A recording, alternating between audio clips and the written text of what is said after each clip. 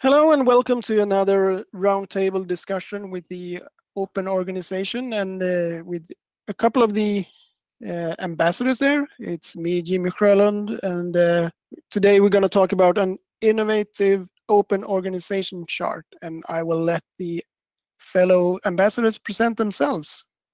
Over to you, Heidi. Sure. My name is Heidi Hess von Ludwig. I'm an ambassador, and I usually write about open organization management practices.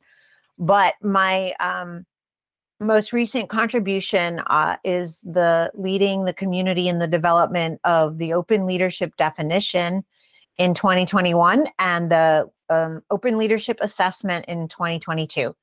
So thanks for having me on the roundtable. I'm really excited about this material for sure.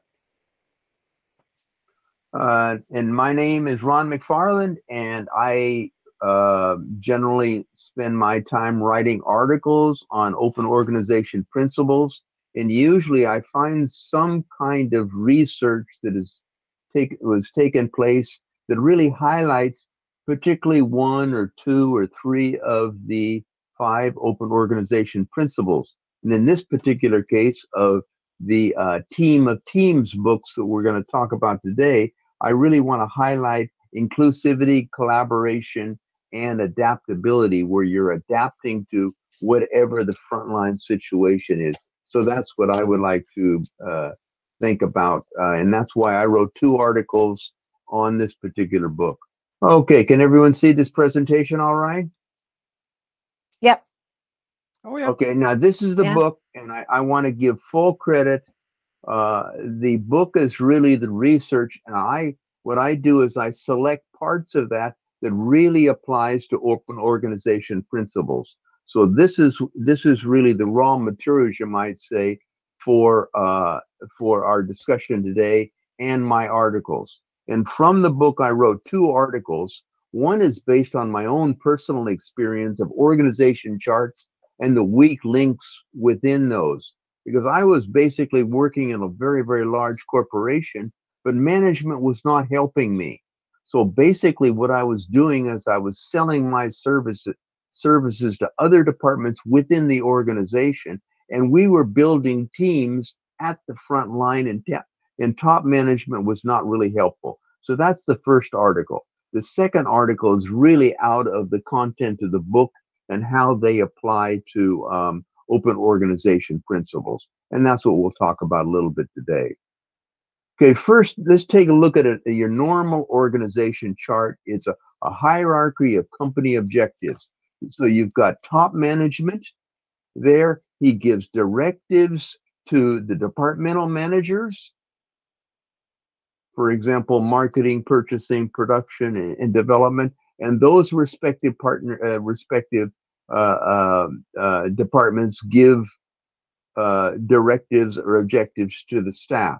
Now, the biggest problem that I've run into, you give a directive, but you don't maintain the responsibility for achieving what you want to achieve. And I always remembered way back several years, several decades actually, is management must maintain responsibility at all times. So imagine just taking this entire chart and flipping it upside down, where your hierarchy is for support. So you've got the staff at the top where all the action is. That is the strength of the organization, because that's where the value of the corporation is really created, at the front line. And the department heads, they should be supporting all those activities, as well as, of course, top management should be supporting all the department heads. Now, with that kind of support, then anything that happens on the front line, the management will be there to support them. So that was basically my first article that I was talking about. I'm trying to have management play a major role, but as a support function, not just giving people orders and that's the end of it. And that's basically what that first article was about. And here's the situation that I ran into. So imagine a company that needs production equipment, and a production manager continually complains about breakdowns and excessive production defects, which leads to delivery delays and loss of business. In my particular case, it was not defects, but it was loss of business simply because of delays. So I'm losing business all the time. So, for example, the production people, the production manager will go to production equipment development and discuss it with it. How can you improve the equipment so we can get more production out? And of course, the production manager will say, this is the equipment you need, but where's the money going to come from? So he's got to go to the finance manager to see how you can finance this. And of course, the finance manager is going to say, well, how much more are you going to produce? So how much more are you going to sell? How much more money you're going to make and such? And then I can finance the project. So these departments are working with each other. But imagine taking it to top management, have them playing around with it, and then it comes back down, and the dynamics really weakens after that if I have to go up to top management in a vertical way and then back down. And that was my problem that I really suffered with a lot. So everything I did on a frontline basis. My first company was in sales training, where I was really promoting myself within the company to various departments that needed training because they couldn't sell the product and such.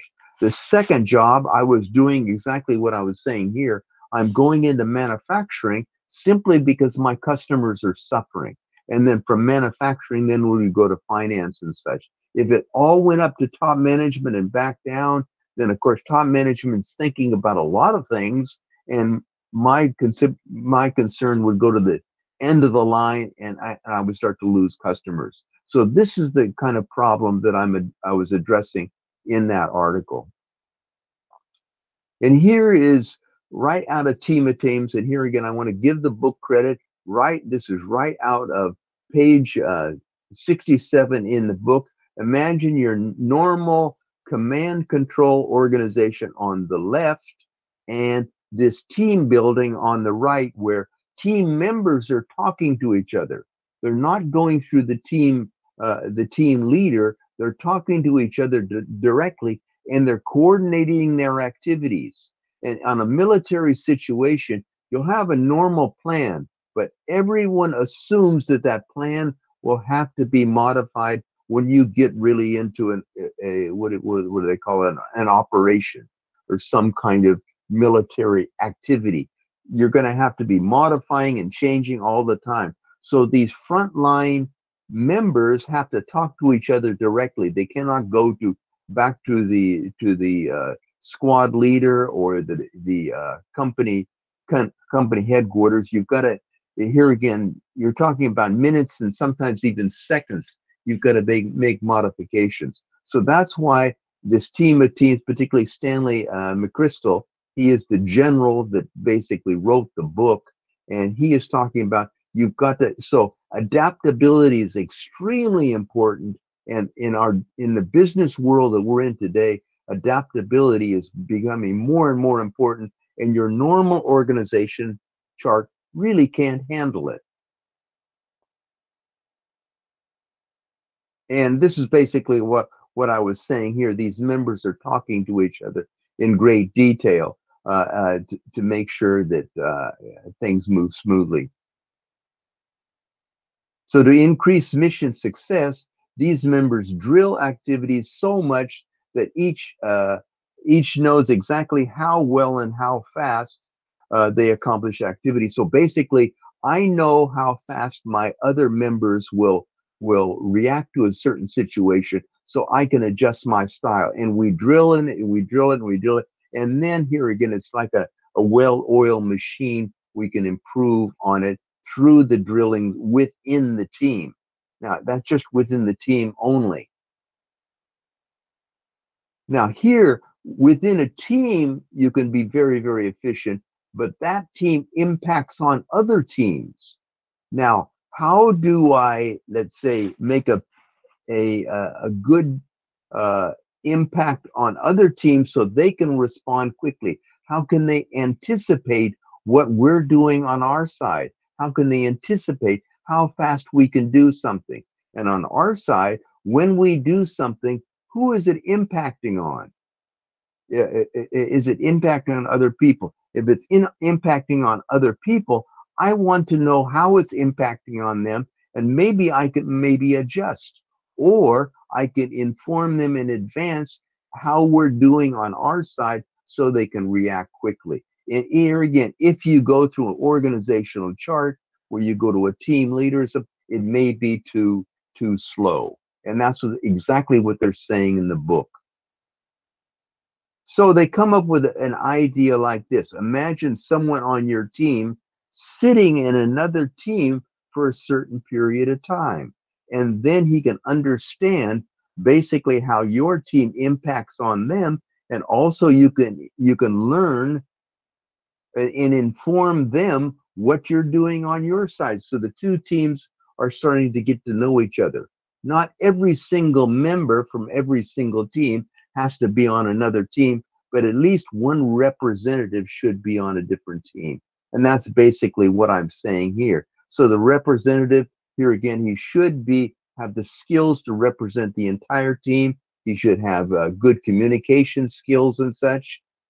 He should be able to observe people, but not in a way that interferes with their activities, and try to be accepted by the other team. I know within most organizations, you've got a sales department. Imagine, and the opposite would be an accounting department.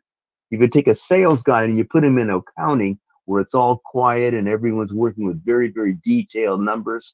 He could be very intrusive and very, very, let's say, counterproductive. So you've got to have someone who would match, let's say, let's say, accepted in the other team. And here again, this is just to observe them for a certain period of time. You're not leaving your team and entering another team. You're just observing them to see how this impact plays out. And here I give an example here. Imagine team 1 impacts team 2 and such, and you put someone in that team for a certain period of time. And that's basically what I'm trying to say in this particular slide right here.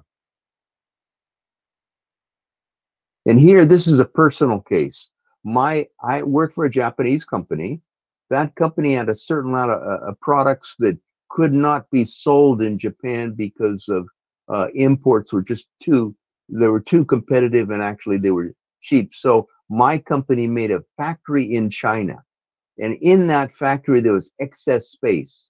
So I asked the owner, with that excess space, since it's sitting there doing nothing, do you mind if I rented that out to another company?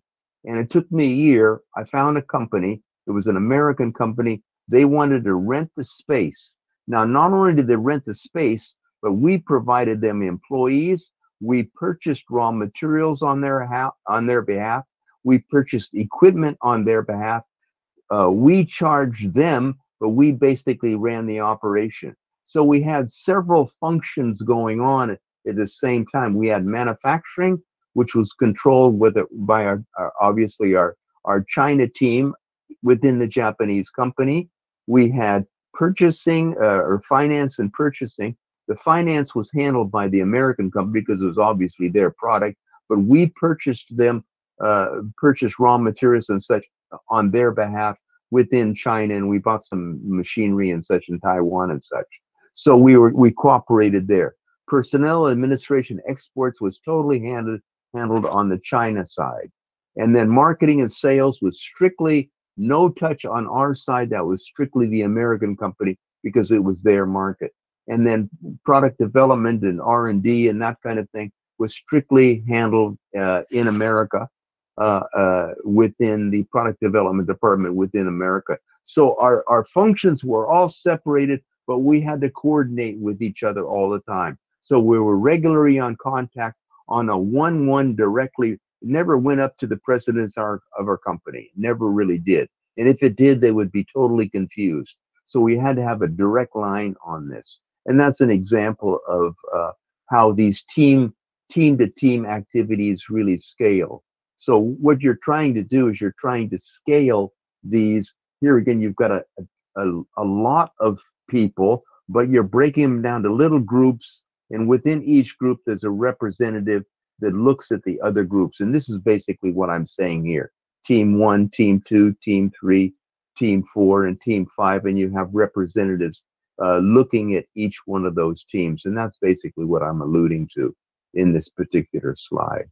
How am I doing? Is everyone on board with what I'm saying? Any comments, concerns, or issues there?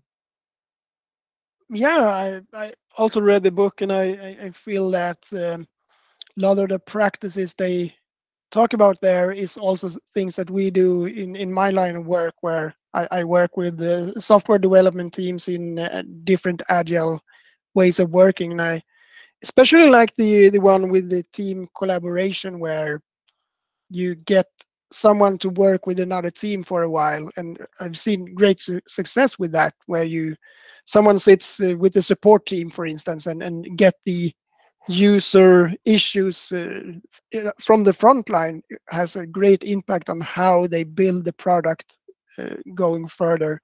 And also that team collaboration is also improved, because when you have worked with the people, it's easier then to have conversations, especially when you work in teams that might be remote or working in different countries. After you have worked with the same team or even met them face to face, it's always easier to have other types of conversations afterwards. So yeah, it's something that resonates with my line of work, at least. Very good. Heidi, what do you think about this in terms of the open organization leadership assessments? I've got a little slide here of 3 assessments here. I've got 3, and I only took the first single. This is a quote right out of the book of collaborating, deciding, and executing quickly on a project requires the traditional organization chart to change to strengthen adaptability, transparency, collaboration, inclusivity, and project development. Our open organization principles. And I took, actually, Heidi, your first statement for 3 principles, just the first statement only, because it would be just overwhelming if I gave all 10 statements. For example, inclusivity. My colleague is aware of ways that their personal experience limit their perspectives. And this is what I was talking about. The team member goes over to another team and he observes what's going on, and it expands his perspective. So that is right out of your assessment. Well, of course, I would say it's out of the community's assessment, Ron, but I appreciate the credit, but I can't take that credit, right? Right. Oh, well, okay. But okay. yeah, I know. I Okay. mean, I'm just being humble, right? Because it was a community created effort. But I want to back up a set. Like, it's so true. It's amazing reading the articles that you wrote, how much they resonate with the 5 principles and then with the assessment. But I want to back up a second, because when I was reading the articles, I don't want to delve down into the adaptability of the teams that are created, right? With these connections and these liaison officers. I want to zoom out and focus on the leadership and say, leadership has to be really adaptable because of this one statement. If leaders think they know what to do in every context and every situation, then they're not inclusive and they're not adaptable. And what the team of teams is proposing is empowering teams to make decisions. And that empowerment relies on leaders being adaptable and not Right. accepting and empowering teams to make decisions on their behalf. And a lot of leaders are not. Right. I think right? what you're alluding to is the ability of the leader to let go and let other people make decisions. And sometimes it's very painful for people. Just like in this illustration right here, I've got these illustrations of these people. They have to let go. For example, I've got one member right here. He is not the leader, but he's representing the group, and he's going over here, and he may be representing the leader here. But in the next one, for example, he's going over to this little guy. You see, so the leader, our leaders here are playing a lesser role. They're playing a lesser role than a normal organization chart would. And that's where the problem, I think, Heidi, that you're alluding to comes into play. Yeah, and I totally appreciate that. And I would even just say a caveat, a lesser role in this diagram, right? But when you turned the hierarchy upside down, that supporting role of that leader cannot be, misunderstood or miscommunicated. That's the role now, right? A supportive person who's transparent and inclusive and supports that community is absolutely integral to having those smaller teams, right? The teaming of teams occur. So, when you ask like about the leadership assessment, that's exactly what we're trying to understand about, the leadership style of people who participate in that survey is, are they inclusive? Are they proactively adapting, right? Are they saying, where can I learn and take risks and let go versus, where do I want control? And ultimately it's really about building that community and that safe space to be that support. So that this upside down hierarchy can occur in your organization. I've had a little bit more different experiences than Jimmy at Red Hat because I work across functions. So I loved that Jimmy, I love that your perspective was like, engineering, I think you've got that team of team concept through the agile teams with their specific mission, maybe building a product or something. But when you work across functions, you see a lot more problems because things are so siloed, Ron, right? There aren't those connection points, and people aren't, included or adaptable or feel safe.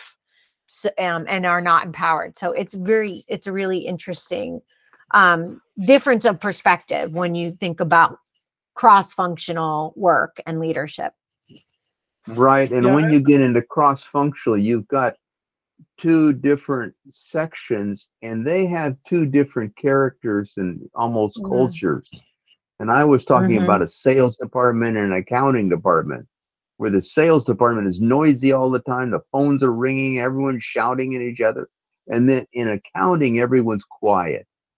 Now imagine taking the sales guy and putting him in with accounting, or the accountant guy and putting him with the sales. And how do they, but they impact on each other. So how do you do that? And the manager, and this is something that I'm studying right now and it'll be in my next article, the manager, if he can just play the role of an introducer, I'm introducing this person to this person. This is what they do. This is how it impacts. And the manager's got to get out of there. He has to remove himself, because people will just look at the manager and they won't look at each other. And so the manager says, listen, you two people are interacting with each other and impacting on each other. Discuss it. And then he leaves and let those two people solve the problem. Not easy. And I think, Heidi, you're alluding to this with silos and such. It's not easy, but how does he play this role of the introducing party and then explaining how these people impact on each other, and how obviously after that, how can they help each other? And then the manager plays is strictly the you might say the secondary support function if something goes wrong. Yeah, and I like how you brought up, Heidi, the essence of feeling safe and get the support, and I would go even saying that that team interaction should be encouraged, because I worked in an organization as well where it was rather punished if you went directly to another team without passing through the management layers, and seen bad things Mhm. happen through that, and then you get a feeling that, well, I need to go through all these layers to get a reply, and it turned into this whispering game where I hope they get the right message, and I hope what I get was actually what they said, instead of just having the discussion one to one in that sense. But Right. yeah, it's all about Yeah, the safety there, and if right, Jimmy. I those think what you're management are not sorry. Yeah, Jimmy, I think what you're alluding to, for example, you've got one guy, he is going to be the representative and he's going to represent his team in another, but the group should basically know what's going on. He shouldn't be sneaking over to another department to find out what's going on. And then the leader himself is going to be confused. So the team, I think, has to discuss this.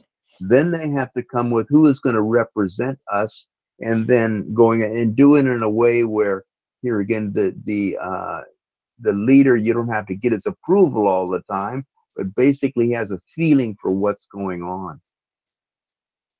What I like about this diagram is that it applies to teaming this way, whether it's in the same department or organization, or whether it's across, right? Like Jimmy, you were saying, managers talking, that managers could be the ones talking if it's a cross-functional, if each team is in a cross-functional department, right?